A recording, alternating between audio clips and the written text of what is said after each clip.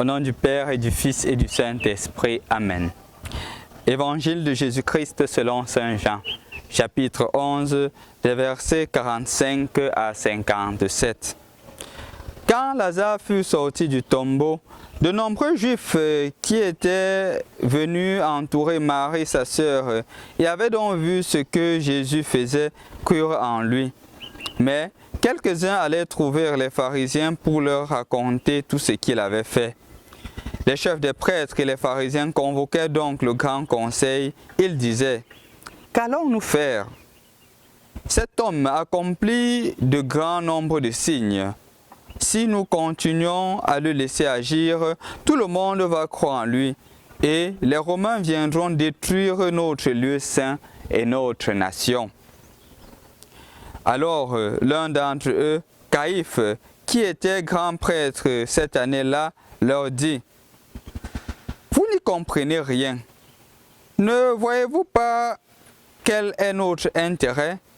Il vaut mieux qu'un seul meure pour le peuple et que l'ensemble de la nation ne périsse pas. » Ce qu'il disait là ne venait pas de lui-même, mais comme il était grand prêtre cette année-là, ils furent prophètes en révélant que Jésus allait mourir pour la nation.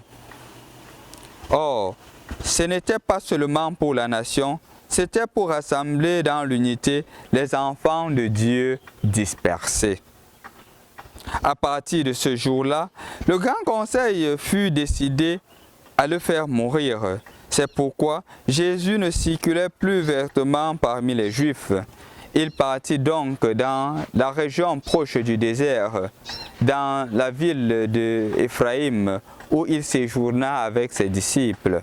Or, la Pâque juive approchait et beaucoup remontèrent de la campagne à Jérusalem pour se purifier avant la fête. Ils cherchaient Jésus et dans le temple, ils se disaient entre eux: « Qu'en pensez-vous? Il ne viendra sûrement pas à la fête. » Les chefs des prêtres et les pharisiens avaient donné l'ordre. Quiconque saurait où il était devait le dénoncer pour qu'il puisse l'arrêter. Bonjour chers frères et sœurs dans le Christ. Rendu au samedi de la 5e semaine du temps de Carême, les lectures d'aujourd'hui nous aident à méditer sur le rapport entre la religion et la politique. En effet, on le trouve dans le débat des membres du conseil qui disent qu'il faudrait qu'un meure pour le bien de toute la nation. En effet, chers frères et sœurs dans le Christ, je voudrais qu'on s'attelle. Et parce que parfois on dit que non, la religion est d'un côté, la politique est d'un autre côté. La politique est toujours définie de par son étymologie comme la gestion de la société.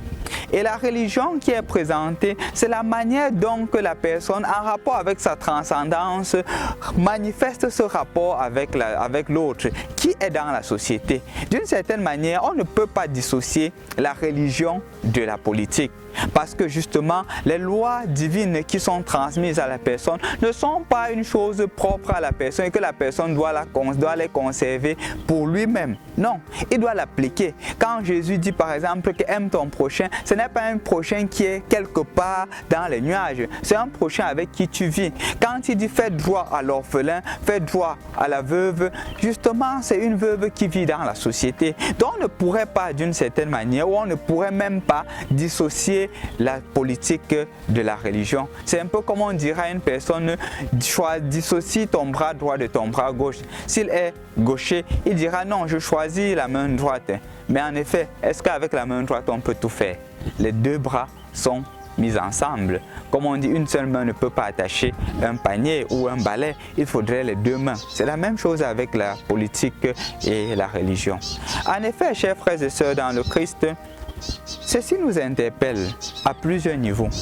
Peut-être nous qui sommes dans la politique et qui sommes des personnes religieuses, c'est un appel à savoir que les décisions que je prends du point de vue politique doivent influencer ma relation avec Dieu. On ne peut pas s'identifier comme chrétien et on se comporte comme quelqu'un qui ne connaît pas le Christ. Dans des postes de décision, dans des postes où je dois prendre position, je dois justement montrer mon appartenance au Christ. Je ne peux pas faire fi de cette appartenance appartenance au Christ. Je dois justement montrer que j'appartiens au Christ. Dans ma manière de me comporter avec les autres, je dois justement faire preuve de mon appartenance au Christ. Parce que le Christ aujourd'hui se manifeste dans ma manière de me comporter, dans ma manière de me relationner avec les autres. Et je ne peux pas refuser cela. Je ne peux pas mettre cela de côté. Chers frères et sœurs dans le Christ, parfois il nous arrive aussi, dans nos manières de nous comporter, regarder nos intérêts personnels, oublier l'intérêt de l'ensemble. Et le Seigneur, à travers les lectures d'aujourd'hui, nous amène à prendre conscience qu'on ne peut pas sacrifier une personne pour mon intérêt. On veut sacrifier Jésus parce qu'il y a des intérêts égoïstes qui sont mis de côté, oubliant la vertu de la vérité, oubliant justement cette vérité que le Seigneur est venu nous apporter. Aujourd'hui aussi, toi, mon frère, ma soeur, tu seras appelé à vivre en société. Tu es appelé à vivre en société. Mais comment est-ce que tu vis en société? Est-ce que tu vis en société en prenant appui des valeurs que le Seigneur te donne de vivre ou tu prends appui de tes intérêts égoïstes? Ah, bien sûr, nous le savons tous, le Seigneur nous appelle à prendre des décisions en prenant appui sur lui. Aujourd'hui, ne tue pas Jésus pour la deuxième fois. Aujourd'hui, ne condamnons pas Jésus pour une seconde fois. Parce que chaque fois que nous condamnons le pauvre, c'est Jésus que nous condamnons. Chaque fois que nous faisons preuve d'injustice, c'est à Jésus que nous agissons injustement. Comportons-nous en chrétiens et non en crétins. Au nom du Père et du Fils et du Saint-Esprit. Amen.